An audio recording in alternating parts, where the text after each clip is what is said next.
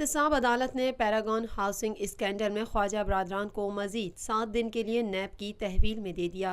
नैब ने Paragon housing scandal में जिस्मानी रिमांड की मुद्दत ख़त्म होने पर ख्वाजा बरदरान को लाहौर की एहतसाब अदालत में दोबारा पेश किया। समाअत के दौरान नैब प्रोसिक्यूटर की जानिब से केस में होने वाली पेशरफ्त से आगाह किया गया और मुल्ज़िमान के जिस्मानी रिमांड में मज़ीद तौसी की इस्तदा की गई। ख्वाजा बरदरान के वकला ने नैब प्रोसिक्यूटर की दरख्वास्त के खिलाफ दलाइल दिए, ताहम फरीकैन का मौक़िफ़ सुनने के बाद अदालत ने ख्वाजा बरदरान को मज़ीद 7 दिन के लिए नैब की तहवील में दे दिया।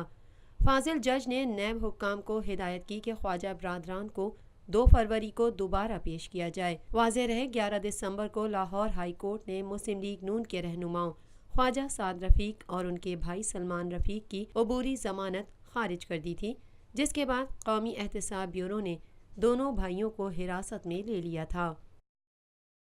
पाकिस्तान में पहली मर्तबा हालात हाजरा के मुख्तसर मगर जामे प्रोग्राम्स, खबरों, तबसरों के अलावा दीगर समाजी, तिजारती, सकाफती, तफरीही, मालूमाती, मजहबी, तालीमी, सेहत और बच्चों के प्रोग्राम्स सिर्फ TNN TV पर।